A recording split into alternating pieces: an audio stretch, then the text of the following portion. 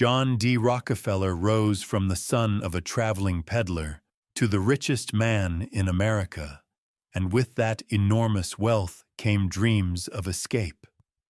The oil magnate built a fortune from Standard Oil that allowed his family to acquire country retreats where breezes would cool sweating brows, and where the prying eyes of the public could not see the private joys and sorrows of a dynasty. Those summer homes became stages upon which the Rockefellers acted out dramas of ambition, philanthropy, tragedy, and scandal. The twisted story of these estates is not simply about architecture and gardens.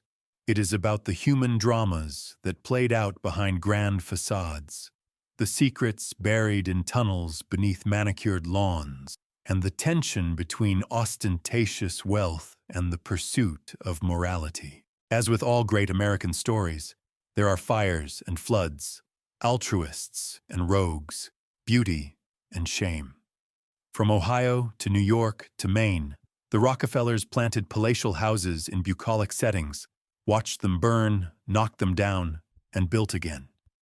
And as we wander through the ruins and restorations, we must ask why a family that conquered oil could not escape the ghosts that haunted their summer homes. It started in the industrial boomtowns of the Midwest. John D. Rockefeller Sr. was born in 1839 in Richford, New York, and grew up poor, but he demonstrated a knack for numbers and an obsession with order. As his company Standard Oil grew to dominate the oil industry, his fortune ballooned. Wealthy industrialists in the late 19th century often built country estates as antidotes to the smoke and grime of cities, and Rockefeller was no exception. In 1873, he purchased an existing mansion called Forest Hill in Cleveland, Ohio. At the time, the estate was a defunct water cure resort located on 700 acres of rolling land east of the city. The resort's 4-story frame hotel and cottages sat on a hill with sweeping views of Cleveland and Lake Erie, and the property had springs believed to have medicinal properties. The Rockefellers fell in love with the property's breezy hilltop and fresh air, using it as a summer retreat while continuing to live on Cleveland's Euclid Avenue during the winter. They raised their children there, away from the public eye, and under the strict religious and moral code that John D. enforced. Rockefellers played croquet on the lawn and sailed boats on the ponds, and the estate became a symbol of the family's attempt to reconcile simple living with unimaginable wealth. Forest Hill's bucolic tranquility did not last. In 1884, the family moved to New York, closer to Standard Oil's offices, but they returned to Cleveland every summer. The old resort buildings had become their home. The great frame hotel served as the main residence, and smaller cottages housed guests and staff. On a cold December night in 1917, while the Rockefellers were away, disaster struck. The mansion was engulfed in flames and burned to the ground.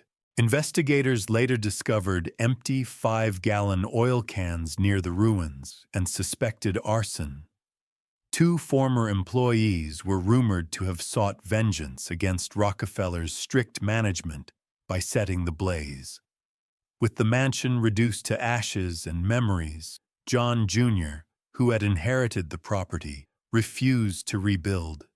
Instead, he purchased the property outright and gradually donated parcels to create a public park for the people of Cleveland.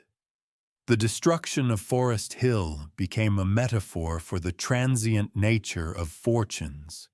A palace built on a hill can vanish overnight, leaving only charred beams and unfulfilled promises. Yet the park that replaced it would offer respite to ordinary citizens, reflecting the family's evolving sense of responsibility and the twisted path from private pleasure to public good.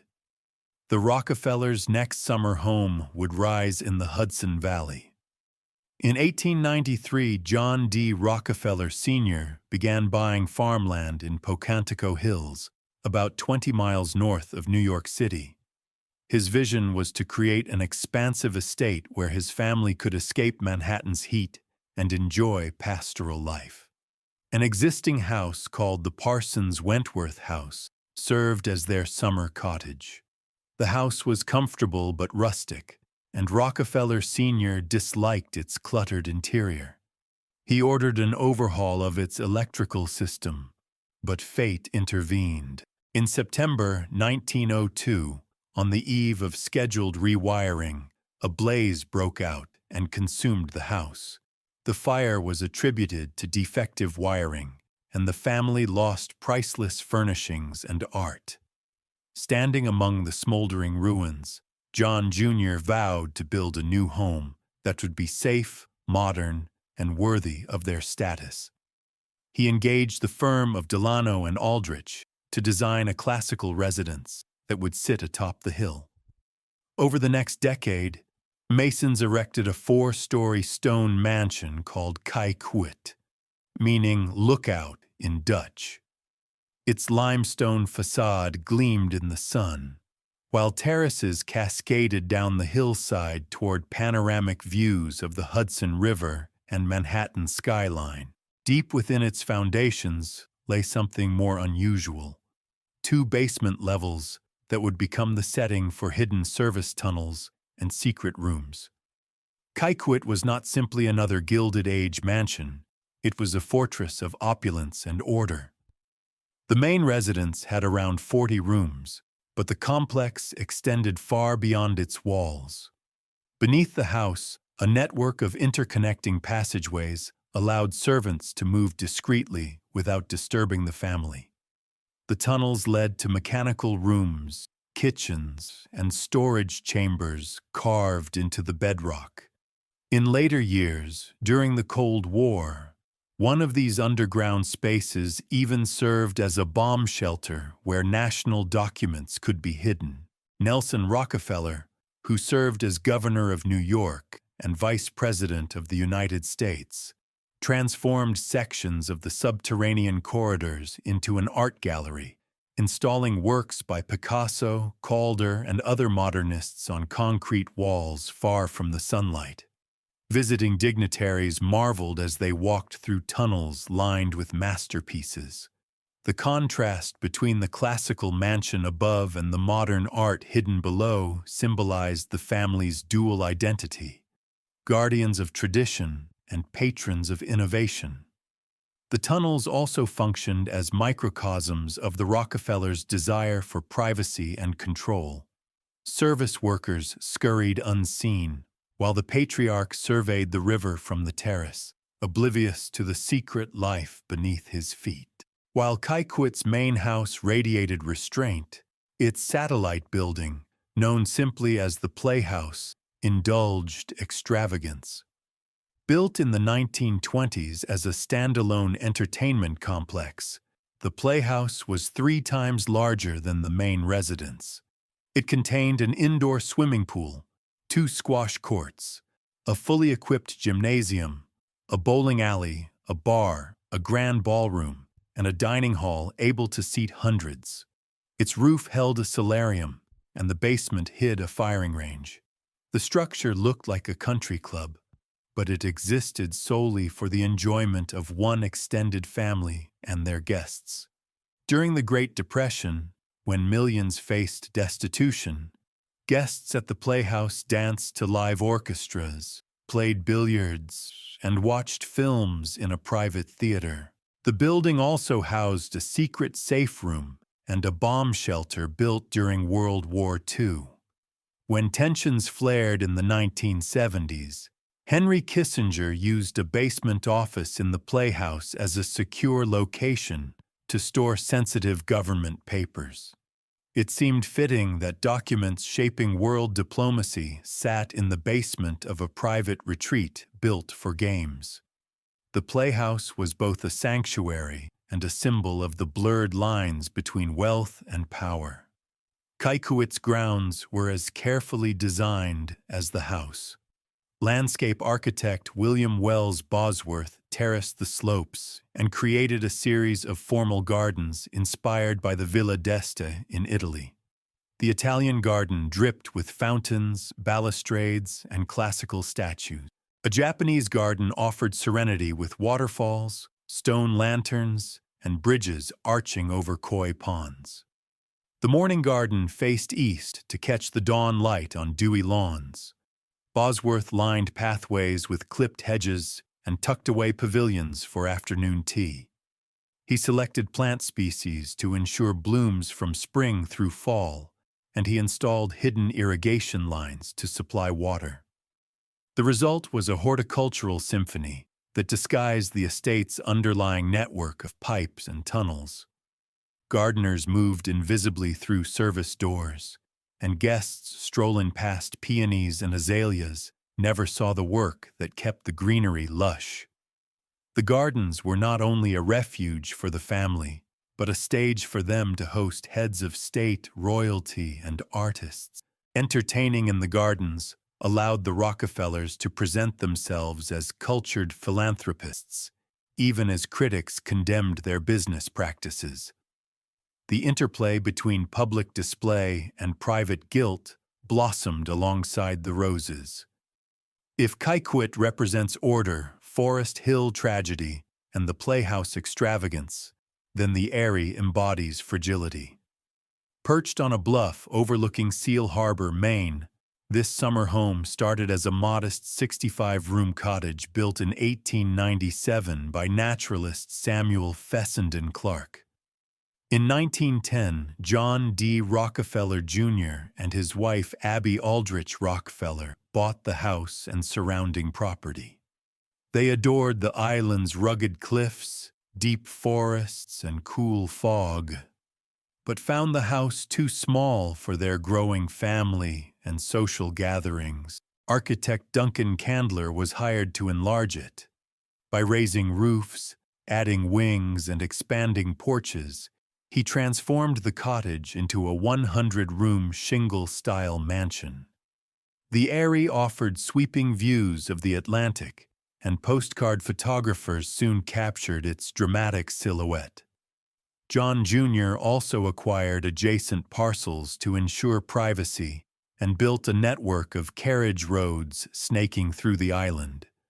These roads, carved into hillsides with hand-chiseled granite guardrails nicknamed Rockefeller's Teeth, allowed the family to ride horses and carriages away from automobiles.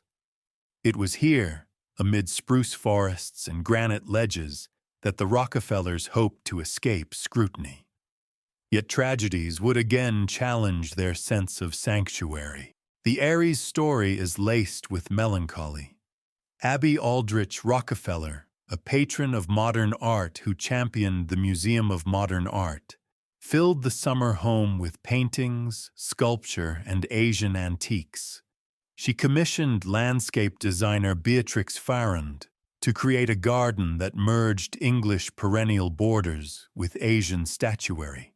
Farrand laid out a series of outdoor rooms bordered by hedges and stone walls. She designed a spirit path lined with Korean stone figures, which she and Abby collected during travels. The gardens bloomed with lilies, phlox, and hydrangea, while evergreen shrubs provided winter interest. After Abby's death in 1948 and John Jr.'s death in 1960, the mansion felt empty. The next generation had built their own homes elsewhere, and the cost of maintaining a 100-room house by the sea seemed wasteful. In 1962, the Rockefellers made a decision that shocked preservationists. They demolished the Eyrie. The house that had hosted artists, diplomats, and family weddings was reduced to rubble. Only the gardens, terraces, and an Eyrie tea house remained, maintained by the Land and Garden Preserve. Visitors today walk along the spirit path and gaze at the sea, glimpsing the ghosts of a vanished mansion and of the couple who loved its breezes. The carriage roads that John Jr. built on Mount Desert Island reflect the family's complex relationship with nature. Between 1913 and 1940, he supervised the construction of over 45 miles of motor-free roads within what would become Acadia National Park. The roads were meticulously engineered to follow contours and minimize environmental impact. Bridges of hand-hewn granite span rocky ravines and streams, while gate lodges mark the entrances with rustic stone towers and archways. Each road offers vistas of mountains, lakes, and the ocean. To keep vehicles out, John Jr. banned automobiles and provided stable facilities for horses.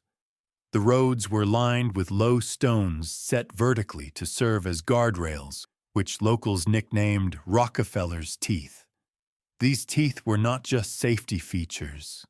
They were a statement about the family's desire to control the landscape and preserve it simultaneously. While building roads might seem intrusive, the careful craftsmanship preserved the island's natural character, and John Jr. eventually donated large tracts of land to the national park. Today, the carriage roads serve hikers and cyclists, representing a philanthropic gift born from a private estate, and reminding us that the twisted legacy of wealth can include both exploitation and conservation. Kaikouet and the Erie were not the Rockefellers' only summer properties. William Rockefeller, John Sr.'s brother and Standard Oil co-founder, purchased a grand estate upriver from Kaikouet called Rockwood Hall. He expanded the existing mansion into a 204-room house costing $3 million, making it the second-largest private residence in the nation at the time. The house featured turrets, towers, and lavish interiors.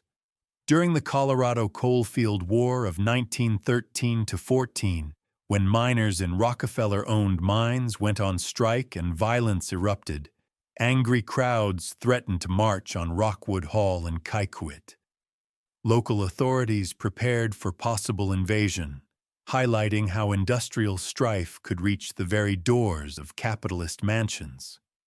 After William's death, the enormous house became an albatross.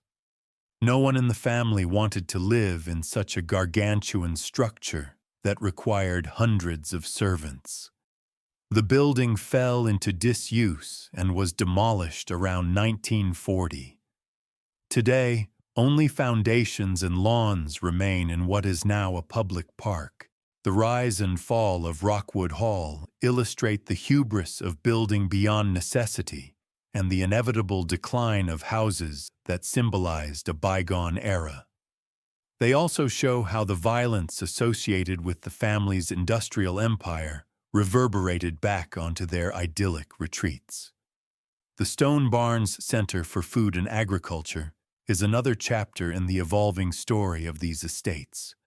Originally built as a dairy farm by John Jr. in the 1930s, the barns served Kaikouet's estate. The stone buildings housed cows and stored hay. Fields were tilled by teams of farmhands and draft horses. After John Jr.'s death, the barns were used for various agricultural purposes, but in the 1970s they fell into disrepair. Peggy Rockefeller, wife of banker and philanthropist David Rockefeller, loved farming and dreamed of reviving the barns. She spearheaded a project to restore them and create a sustainable farm. After her death in 1996, David Rockefeller and their daughter Dina continued her mission. They transformed the site into the Stone Barns Center for Food and Agriculture, a nonprofit working farm and educational center dedicated to sustainable food systems. Visitors now tour greenhouses, see heritage breed pigs, and dine at the acclaimed restaurant Blue Hill at Stone Barns. Children learn about soil health and composting, while chefs experiment with heirloom crops. This evolution, from private dairy to educational farm, shows how the Rockefellers' properties have shifted from personal retreats to public resources, reflecting a broader trend in the family's philanthropy. The Rockefeller story cannot be told without acknowledging its darker chapters. While Forest Hill burned and Kikuit's tunnels hid art, tragedies of a different order haunted the family. On a November day in 1961, Michael Rockefeller, the 23-year-old son of New York Governor Nelson Rockefeller, vanished off the coast of New Guinea. He was collecting tribal art for the Museum of Primitive Art when his catamaran capsized on a journey along the Fly River. After drifting for hours, Michael and his Dutch companion decided to swim to shore, a distance of more than 10 miles. Michael's last words heard by his partner were, "I think I can make it." His companion was rescued, but Michael never made landfall. For weeks, helicopters, boats, and missionaries searched the swamps and forests. Rumors spread that he had been killed and cannibalized by the Asmat people, though the Dutch government concluded he drowned. The disappearance shocked the world, not only because of the gruesome speculation, but because it represented a kind of Greek tragedy. The heir of America's richest family lost in remote waters, undone by curiosity and hubris. His death remains one of the 20th century's great mysteries, and it cast a shadow over the Rockefellers' adventurous spirit. In 1979, another Rockefeller scandal emerged when former New York Governor and U.S. Vice President Nelson Rockefeller died unexpectedly. Initial statements claimed he died at his desk while working late. Later, it emerged that he had suffered a fatal heart attack in a private townhouse on East 52nd Street that functioned as a secret apartment. Inside with him was Megan Marshak, a 25-year-old aide. For hours after the heart attack, the family's publicist delayed informing authorities, fueling speculation. Newspapers quickly seized on the discrepancy between the official story and reality. The scandal, with its hints of an extramarital affair and an attempt to control the narrative, tarnished Nelson's image as a dedicated public servant. It exposed a gap between the carefully curated persona presented by the family and the messy lives they actually lived. In the context of the family's homes, the revelation of a secret love nest mirrored the hidden rooms and tunnels of Kikuit. Once again, spaces meant to conceal secrets became the setting for drama. The twisted story of the summer homes thus extends beyond architecture into the very private lives of their owners. Not all controversies occurred within the walls of the family's homes. Some spilled from the boardrooms of their companies. In 1914, a tent colony of striking miners at Ludlow, Colorado, working for Colorado Fuel and Iron, a company majority-owned by the Rockefellers, was attacked by company guards and state militia. For 14 hours, bullets rained down on tents housing families. The camp was burned, and at least 20 people died, including 11 children and 2 women who suffocated in a pit they dug under a tent for shelter. The event became known as the Ludlow Massacre. John D. Rockefeller, Jr., who served on the company's board, initially defended the company's actions, arguing that law and order had to be maintained. Public outrage was intense. Newspapers printed drawings of children burned in tents, and protesters marched to Rockefeller properties. John Jr. eventually realized the damage to his reputation and the human toll of the massacre. He met with Union leader Mother Jones, visited the mining camps, and implemented reforms in working conditions and labor relations. This pivot marked the beginning of a philanthropic ethos that would define the latter part of the family's history. as John Jr. sought to atone for corporate abuses by funding public health, education, and conservation projects.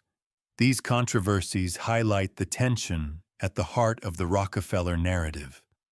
The family accumulated wealth through ruthless business tactics, including monopolistic practices and labor suppression, but they also gave away much of that fortune. John Sr. endowed the University of Chicago, the Rockefeller Institute for Medical Research, and the General Education Board. John Jr. funded the reconstruction of colonial Williamsburg, built the cloisters at Fort Tryon Park, and donated land for the United Nations headquarters. Abby Aldrich Rockefeller helped found the Museum of Modern Art and supported the Harlem Renaissance. Their children funded conservation efforts, such as national parks in Maine and Wyoming, and created institutions like Rockefeller University. Some of their initiatives came after tragedies. The Ludlow Massacre spurred John Jr. to improve labor relations. Michael's disappearance heightened interest in cross-cultural understanding. Nelson's death, though tawdry, did not erase his advocacy for public art and urban renewal.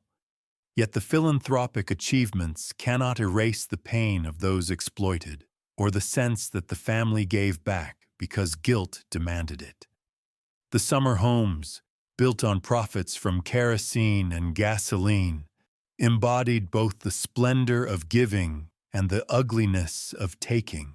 Within the walls of these estates, the generational shifts in Rockefeller values played out. John Sr., raised by a con-man father and a devout mother, preached Baptist frugality while amassing a vast fortune through monopoly. He built Forest Hill and Kikuit as sanctuaries where he could pursue piety and self-improvement. John Jr., inheriting wealth but also his father's guilt, oscillated between austerity and extravagance. He built the playhouse for his children, yet became a champion of historic preservation and parklands. Abby infused the family with artistic sensibility, collecting modern art and Asian antiques for the airy, and eventually founding museums. Their children and grandchildren added their own layers. Nelson embraced politics and died amidst scandal. Lawrence became a conservationist, promoting ecotourism and national parks. David became a global banker and philanthropist, building the World Trade Center. Peggy championed sustainable agriculture at Stone Barns. Michael sought adventure and was lost. Each generation used the summer homes as stages for identity formation, and each left a mark. Tunnels turned to art galleries, farms turned to educational centers, gardens turned to public parks. These transformations reveal how wealth can evolve, even if the ghosts of earlier misdeeds linger in the walls. The twisted story of the Rockefeller summer homes also involves lesser-known retreats. There were modest cottages, hunting lodges, and guest houses scattered across their holdings. At Pocantico Hills, in addition to Kikuit and the Playhouse, the family built smaller houses for each sibling. The Knoll served as David Rockefeller's modernist home, with sleek glass walls and a sculpture garden. The Golf House provided a clubhouse for the family's private golf course. There was an orangery to grow citrus in winter, and a tea house on a lake where grandchildren learned to row. Hidden within the estate were service villages for staff, rows of tidy cottages for gardeners, grooms, and cooks. These satellite buildings created a self-contained world where the family rarely needed to leave the property. During the 1970s energy crisis, Kikuit's coal-burning powerhouse still churned, producing electricity for the estate. In the 1980s, when millions lost jobs in Rust Belt towns, the lawns remained perfectly clipped. The disparity was glaring, and even some family members questioned the moral weight of such luxury. Yet the estate persisted, becoming a museum where tourists pay to glimpse a lifestyle that is both fascinating and uncomfortable.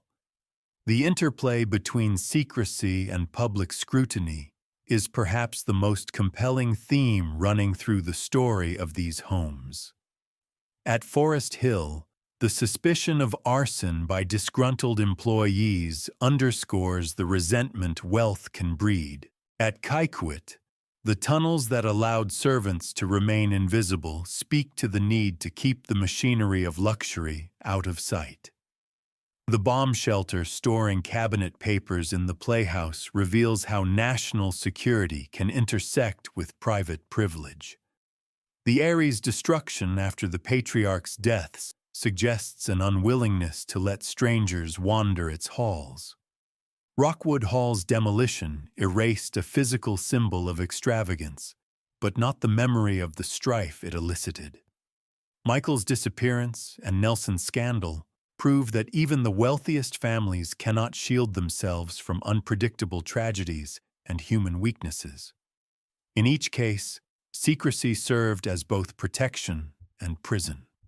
Doors closed to keep out danger also kept in ghosts. Landscapes designed to appear natural were in fact stage sets hiding infrastructure. The twisted story is thus about what is seen and unseen, what is spoken and whispered. Ultimately, the Rockefeller summer homes reveal the contradictions of American philanthropy and capitalism. They were built with profits from an industry that fueled the nation, but also polluted its air and exploited its workers. They served as refugees for a family seeking grace, while the world saw them as monopolists. They hosted parties where artists, politicians, and business magnates danced on mosaic floors, while miners toiled underground. They burned to the ground under suspicious circumstances and were torn down when they became inconvenient. They spawned tragedies that no amount of money could avert. Yet they also gave birth to gardens, museums, parks, and farms that millions enjoy today. Without the Rockefellers' money, there would be no Acadia National Park, no Colonial Williamsburg restoration, no MoMA, no Rockefeller University, no Stone Barn Center. That is the twist. The very fortunes that created exploitation also funded beauty and knowledge. Whether those acts of giving cleansed the sin of how the money was made is a question that each visitor to Kaikwit's terraces and each hiker on the carriage roads must answer. As the sun sets over the Hudson and the silhouettes of the Palisades darken, Kaikwit's limestone glows with an amber light. Tourists walk along the carriage roads, pausing to run fingers over the Rockefellers' teeth. In a hidden basement gallery, modern art glows under spotlights. In Seal Harbor, wind whistles through Korean tomb guardians, and the sea sprays where the Erie once stood. In a Cleveland park, children play on fields where oil magnates once walked. Somewhere in the jungle of New Guinea, the bones of Michael Rockefeller lie among roots.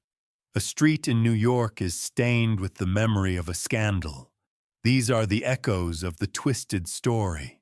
The summer homes may appear serene, but they are haunted by fires, by blood spilled in labor wars, by whispers of affairs, by tears of fathers who lost sons. They are also nurtured by gardens, by farm apprentices planting seeds, by paintings hung in secret rooms for the joy of the few but eventually seen by the many. Perhaps the true legacy of these estates is not in their marble or acreage, but in the way they compel us to confront the dualities within ourselves, our capacity for greed and generosity, destruction and preservation. The houses remind us that fortunes can build walls and tunnels, but they cannot keep out the consequences of human actions. The twisted story of the Rockefeller summer homes, like all good tales, offers no simple moral, only a complex reflection of the people who built them and the world they sought to shape. Visitors who tour Kaikouet today often remark on the mansion's restrained elegance. Unlike the palaces of Newport with their ballrooms and grand staircases, Kaikouet's entrance hall opens into an entertainment room large enough for music and conversation, but too modest for lavish dances.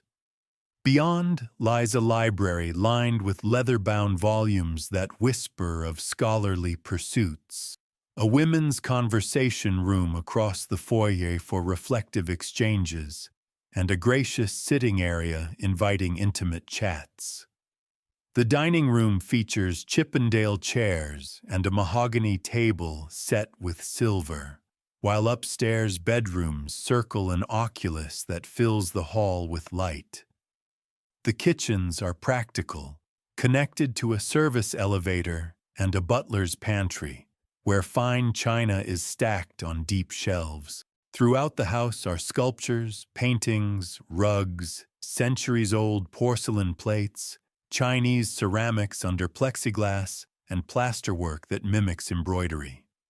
Far from plain, Kaikouet reveals layers of refinement that reward the patient observer. Its lower level, once a bowling alley, now hosts a modern art gallery curated by Nelson Rockefeller. Tapestries reproducing Picasso's paintings hang beside sculptures by Henry Moore and Louise Nevelson, their abstract forms contrasting with the curved vaults of the tunnels.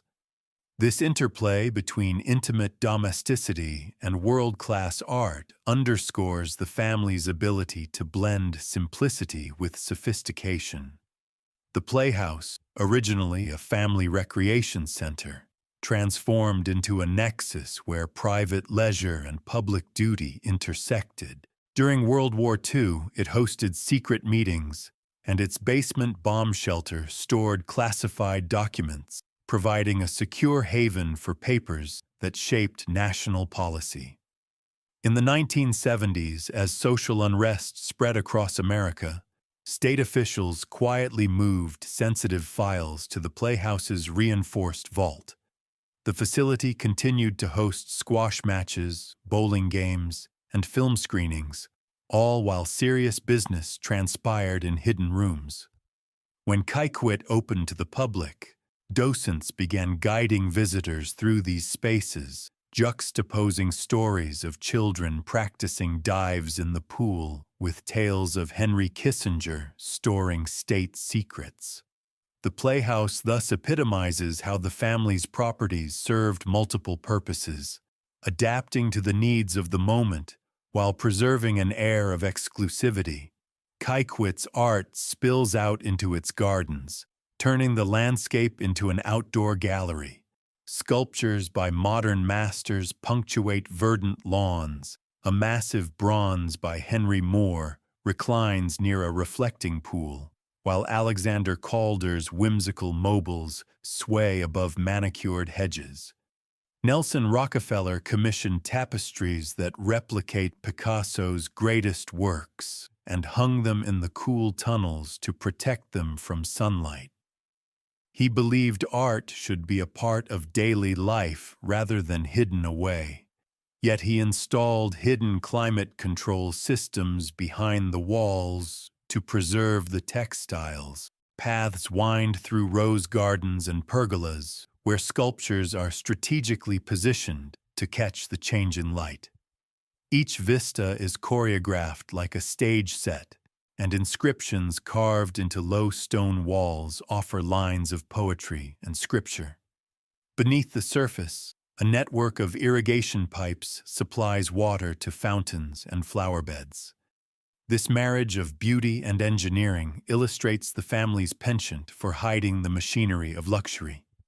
Gardens become rooms without roofs, their secrets revealed only to those who linger, blending art, nature, and technology in ways that mirror the complexity of the Rockefellers' legacy. Across the harbor from the vanished Erie stands Ringing Point, a modernist retreat designed in 1972 by David Rockefeller and his wife Peggy on land John Jr. purchased. Unlike the Tudor grandeur of the Erie, Ringing Point is a low-slung structure of wood and glass named after a bell buoy that rings offshore. Its tiered living room boasts 2 fireplaces and floor-to-ceiling windows that frame views of Great Harbor, bringing the landscape inside. Peggy, an avid horticulturist, designed the gardens with native flora, an orchard, and a granite swimming pool nestled among perennials. The 7-bedroom house sits on 14.5 acres, and the couple stocked the grounds with apple and pear trees, creating a cultivated Eden. After David's death, the property was sold for $19 million, with proceeds going to charity. Ringing Point exemplifies how even relatively modest Rockefeller retreats are subject to cycles of creation and destruction. It highlights the family's enduring connection to Seal Harbor and their desire to integrate architecture with landscape, as well as their continuing philanthropic inclinations. Peggy Rockefeller's passion for horticulture extended beyond Ringing Point. She helped restore the Abby Aldrich Rockefeller Garden in Seal Harbor, a masterpiece created between 1926 and 1930 by Abby Rockefeller and Beatrix Farrand. The garden combines an English border design with Asian elements. A spirit path lined with Korean tomb figures leads to a pool edged by lotus and water lilies. Japanese stone lanterns peer from rhododendrons, and an exquisite moon bridge arches over a pond. Peggy sourced heirloom plants and engaged gardeners trained in Farrand's methods to revive the garden's original splendor. She also opened the garden to visitors, guiding them herself and sharing stories about her mother-in-law's vision. Today, the Land and Garden Preserve maintains the garden, allowing the public to experience a landscape that intertwines east and west. In this oasis, the living plants speak louder than any ruin, telling stories of transcontinental exchange, female patronage, and the Rockefellers' shifting legacy from building mansions to cultivating gardens. The carriage roads of Mount Desert Island also deserve more than a passing mention. Each of the 45 miles of road was mapped to reveal a specific vista at a precise point.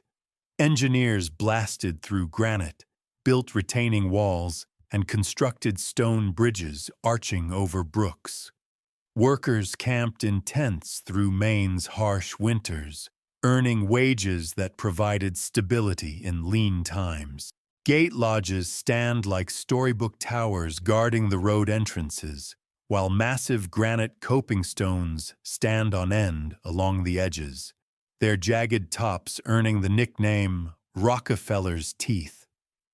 These roads remained free of automobiles well into the mid-20th century, reflecting John Jr.'s deep dislike of the noise and fumes of motor cars. He believed that to appreciate nature, one had to move at a horse's pace. The roads also served as bridle paths and skating lanes when lakes froze over. Later generations allowed cyclists and hikers to use them.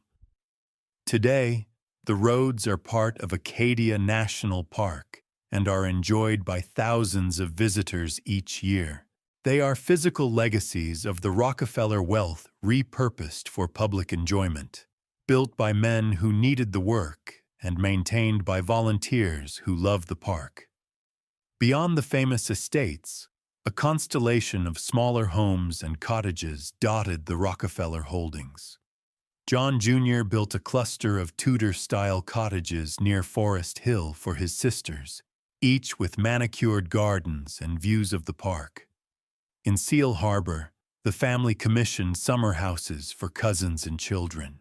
Ox Ledge, built early in the 20th century with wide porches and deep verandas, was acquired by media mogul Martha Stewart, who planned its demolition to make way for a new home. Nearby, Blueberry Ledge, a humble shingle-style cottage originally built for Harvard University president Charles Eliot, later served as a gathering spot for Washington socialites before being razed by an investor to erect a modern mansion. The demolition of these homes reflects the transient tastes of America's elite. What one generation treasures, another discards. For the Rockefellers, the land mattered more than the structures. They focused on protecting views and controlling access, donating acreage to national parks, while quietly letting houses slip away. These lost cottages are footnotes in the larger narrative, but serve as reminders that architecture is temporary, whereas landscape management can endure. Day-to-day life at Kykwit and its satellites was marked by contradictions. John Sr. insisted on frugality, counting his coins at the breakfast table and admonishing his children to waste nothing. Yet he funded terraces lined with imported marble and maintained a private 9-hole golf course. Children played outdoors with simple toys, while servants dusted Ming vases and cared for antique tapestries. John Jr. enforced curfews and banned dancing. Yet he built the playhouse with a billiard room and a ballroom for his children to enjoy. Grandchildren recall sliding down banisters, hiding in cedar closets, and listening to stories of their ancestors' business dealings. Lawrence, the conservationist, invited naturalists to survey bird populations. He planted native species and installed nest boxes along the carriage roads. David, the banker, collected beetles and studied them under microscopes in the library. Nelson filled notebooks with architectural sketches and invited artists to hang their work in the tunnels. Even as tragedies like the Ludlow massacre and Michael's disappearance weighed on the family, daily rituals persisted. Sunday hymns in the music room, picnics in the orchard, and fireworks over the Hudson on Independence Day. The estates were at once cocoons of privilege and arenas where moral dilemmas unfolded. David Rockefeller's contributions to the family's legacy extended far beyond building new homes. As chairman of Chase Manhattan Bank, he became one of the most powerful bankers in the world, traveling constantly to meet foreign leaders and advocate for open markets. He helped shape economic policy during the Cold War and supported the construction of the World Trade Center. At Kykwit, David oversaw restoration projects, curated the outdoor sculpture collection, and organized conferences on art and philanthropy. He co-founded the Council on Foreign Relations and served on the boards of dozens of charities. Yet he faced criticism for Chase's involvement in apartheid South Africa and ties to authoritarian regimes. In response, he advocated for corporate social responsibility and created guidelines for ethical investment. His life exemplifies the tension between global capitalism and attempts at reform, mirroring the paradox of the family estates, which were built on oil wealth but later turned into engines of cultural and environmental stewardship. One cannot overlook the family's passion for vehicles, on and off the road. The coach barn at Kykwit originally housed horse-drawn carriages, including elegant broughams and surreys that carried the family through the carriage roads. With the advent of the automobile, the barn welcomed a 1903 electric car and a fleet of early motor cars. John Jr. treasured a 1936 electric Baker, which he occasionally drove on estate roads despite banning automobiles on his main property. Nelson acquired sleek mid-century Cadillacs and a custom convertible with leather seats and polished chrome. The collection underscores how the Rockefellers navigated the tension between technology and tradition, between harnessing energy and preserving landscapes. It reminds us that the engines that powered America's century also powered the family's journeys from Forest Hill to Seal Harbor, leaving carbon trails and philanthropic footprints alike.